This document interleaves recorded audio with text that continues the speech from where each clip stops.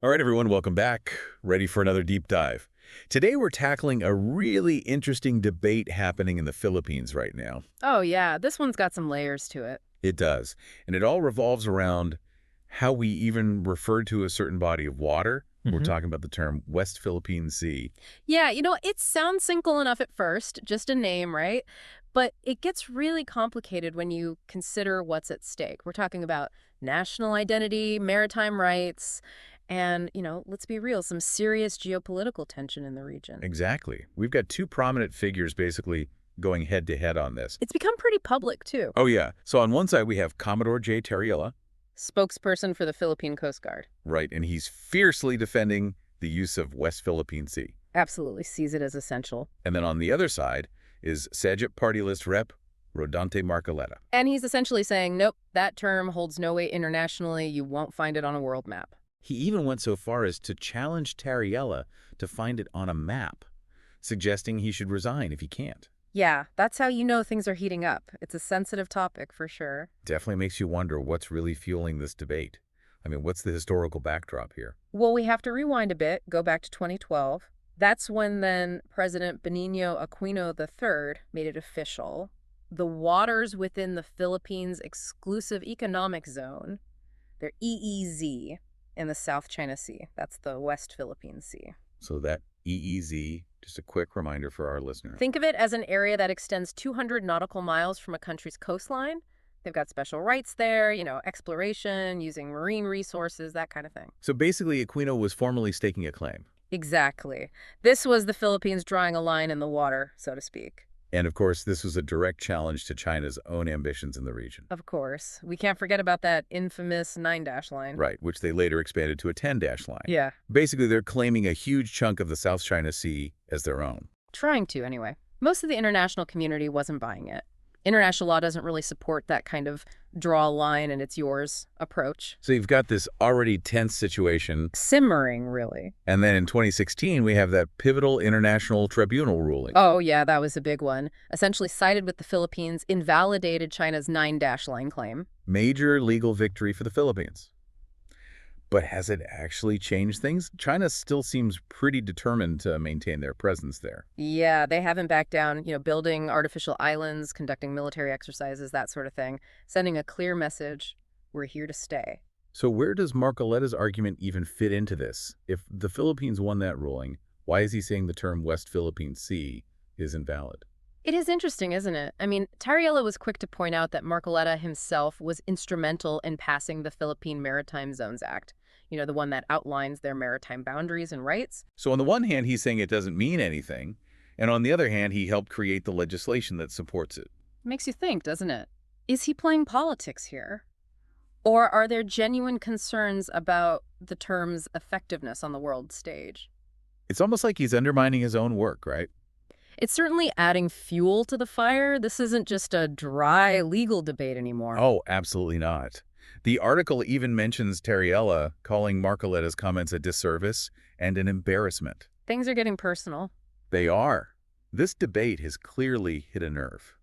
And the fact that it's become so public, so passionate, just shows how high the stakes are, not only for the Philippines, but internationally as well. Absolutely. Okay, so we've set the stage. A battle over what to call this body of water, loaded with historical baggage, legal rulings, and a whole lot of tension.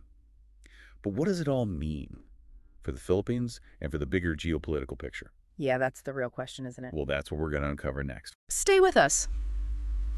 This whole debate is fascinating, It really boils down to this tension between, on the one hand, the Philippines trying to assert their rights, their national identity. By using the term West Philippine Sea. Yeah, exactly. It's like reclaiming their narrative, their connection to that maritime space. But then on the other hand, You have to consider how much weight that really carries on the world stage. Does changing what you call something actually give you more power? that's the question, isn't it? Using West Philippine Sea domestically, sure, it might strengthen national unity, create a sense of ownership, but does it actually shift the international community's view? Not necessarily. It's a tough spot to be in. Wanting to assert your own identity, but also having to play by the rules of this global game, this complex geopolitical landscape. Where not everyone agrees on, well, anything. Terminology, maritime boundaries, you name it. And it's not just about the name, is it? I mean, we had that 2016 tribunal ruling, huge win for the Philippines, legally speaking, but it didn't magically solve everything.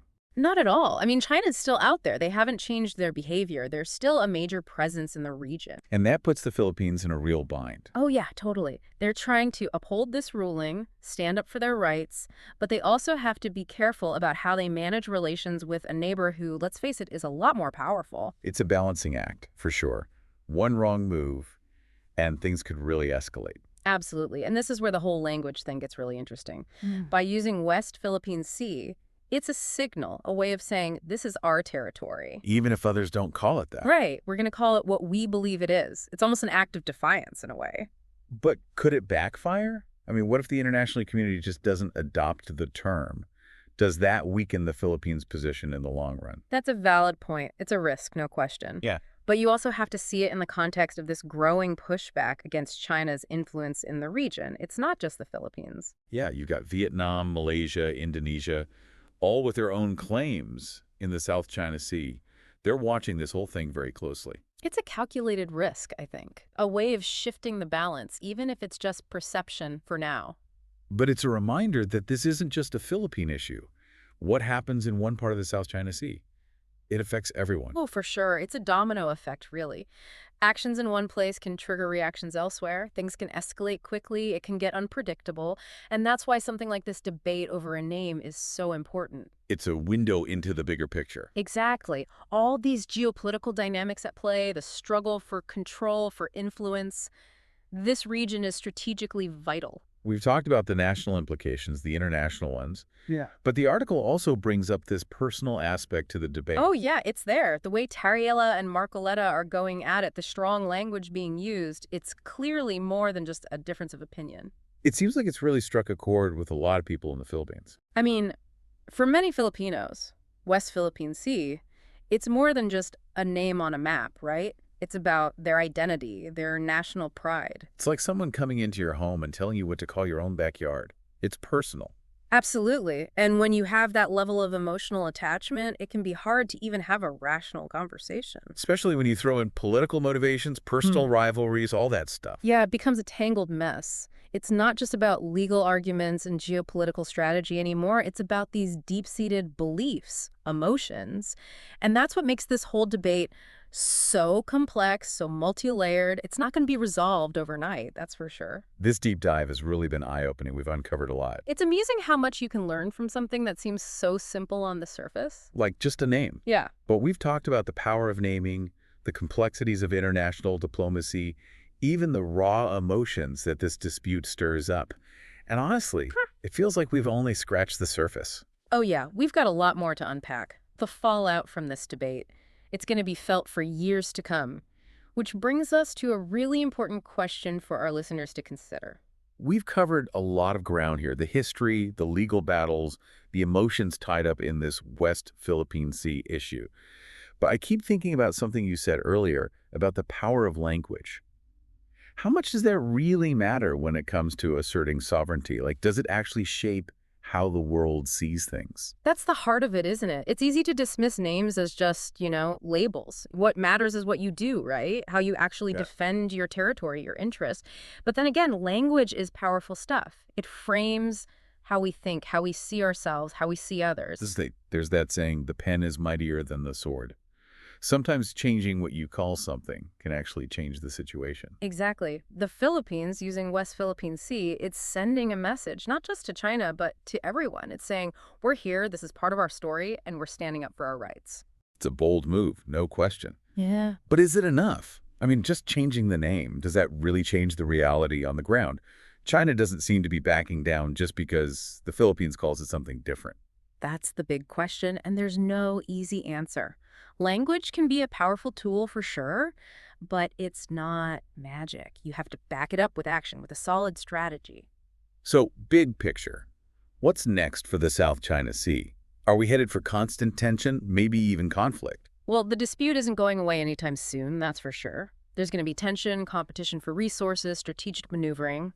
But that doesn't automatically mean war. There's still room for diplomacy, for finding ways to manage disagreements, to create some stability in the region. So what can the Philippines, what can these other countries do? How do they protect their interest without things spiraling out of control? They have to be smart in what they do and what they say. Building alliances with other countries who share their concerns about China is key. And strengthening their own defenses, making it clear that aggression won't be tolerated. But it can't just be about military might. No, absolutely not. They also need to keep pushing their case legally, diplomatically, making sure the world understands what's at stake, why this matters. Sounds like a long road ahead. And it's not just about geopolitics and legal battles either. We talked about how much emotion is tied up in this, the national pride associated with the West Philippine Sea. How do you factor that in when trying to find a solution? That's a really crucial point. Any solution that's going to stick, it has to address the human side of things, the feelings, the beliefs, the sense of history. Can't just focus on the legal and strategic side. You have to build trust. You have to acknowledge past wrongs. It's about finding common ground. It is, and that's not easy. This deep dive has been incredible. We started with what seemed like a simple question about a name, and look where we ended up. It's amazing how these things unfold, isn't it? We've explored sovereignty, international relations, the power of words, and I think what's most important is that we've tried to see this from different perspectives. That's what it's all about. Understanding the complexities, the nuances. And that's what I hope our listeners take away from this. Think about the role of language in these global disputes. How do we balance national interests with the need to cooperate? How do we work towards a future where everyone benefits? Big questions worth thinking about. They are. Thanks for joining us on this deep dive, everyone. Until next time. See you then.